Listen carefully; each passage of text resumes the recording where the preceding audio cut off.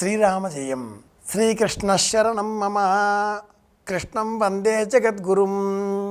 ఆషాఢమాసానికి కృష్ణ పరమాత్ముడికి అత్యద్భుతమైన సంబంధం ఉంది.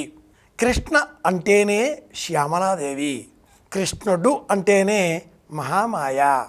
కంసుడు దేవకీదేవి గర్భంలో జన్మించిన 8 శిశువులను 8 మందిని అంతం చేసే నిమిత్తమై కంకణం కట్టుకున్నాడు. అందు నిమిత్తమై యోగమాయ జన్మించవలసి వచ్చింది.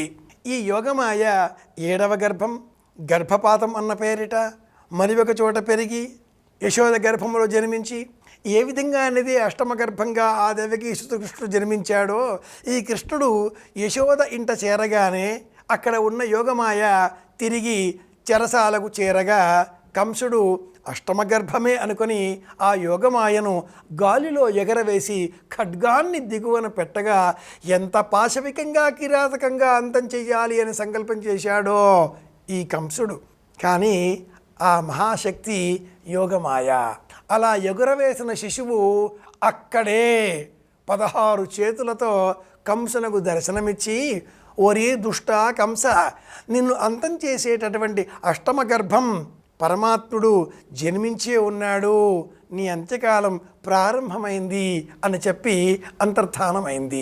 అలా అంతర్ధానమైన ఆ యోగమాయకు సంబంధించిన 8 నామములలో ఒక నామం కృష్ణ.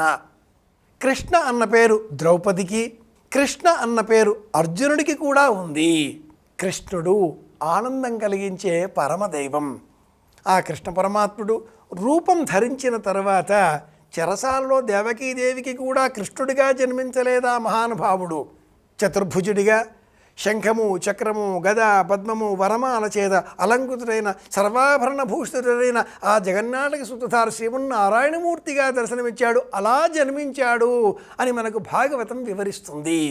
ఆషాఢమాసం ఈ వృత్తాంతం జరిగిన రోజు.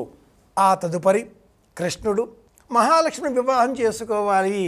అమ్మవారు విదర్భలో కుండిన నగరంలో రుక్మిణీదేవిగా పెరిగి పెద్దనైంది. ఆ దేశం విదర్భ. ఎక్కడైతే దర్భలు వినియోగించరో ఆ దేశం విదర్భ. దర్భలు వినియోగించేవారున్నారు అంటే సనాతనం సంప్రదాయం, కర్మకాండలు, యజ్ఞాలు, యాగాలు, వివాహాలు, ఉపనయనాలు అన్నీ ఉండే చోట దర్భలు ఉంటాయి. దర్భలు వాడడం లేదు, కర్మకాండ లేదు, దైవానికి వ్యతిరేకమైనటువంటి స్థలం. అలాంటి చోట ఈ రుక్మిణీదేవి జన్మించింది. ఆ రుక్మిణి నారదుని ప్రోద్బలంతో కృష్ణనామస్మరణ చేసింది. కృష్ణుడు ఎలా ఉంటాడో ఆ జగన్మోహన రూపాన్ని నారదుడు చెక్కతో, దారువుతో చేసిన రూపంగా రుక్మిణీదేవికి అందించాడు. చెక్కతో ఉన్న ఆ రూపాన్ని రుక్మిణీదేవి అర్చించింది. పరమాత్ముడికి ధర్మపత్నిగా మన దర్శనం ఇస్తున్నది. ఆ మహాతల్లి అర్చించిన, ఆ జగజ్జనని అర్చించిన ఆ చెక్కతో చేసిన ఆ అర్చామూర్తి కృష్ణుడు ఉడిపిలో నేటికి మన చేత ఆరాధనలు స్వీకరిస్తున్నారు. కృష్ణ పరమాత్ముడి దారువు అంటే చెక్కతో చేసిన అర్చామూర్తిని అర్చించేటటువంటి క్షేత్రాలు 2. ఒకటి ఇంద్రద్యుమ్న మహారాజు చేత నిర్మించబడినటువంటి పూరిలో వెలిసిన జగన్నాథస్వామి, 2వది ఉడిపి కృష్ణ పరమాత్ముడు. ఈ 2 దివ్యక్షేత్రాలలో కూడా పరమాద్భుతమైన ఉత్సవాలు ఆషాఢమాసంలోనే నిర్వహిస్తారు. ఇది రహస్యం. కృష్ణుని అర్చించడం అంటే జగజ్జననిని, మహామాయను పూజించడమే. తెలుసుకుందాం. అమ్మ అనుగ్రహంతో మళ్ళీ కలుసుకుందాం. శ్రీరామ జయం. శ్రీకృష్ణ శరణం మమ. శుభమస్తు.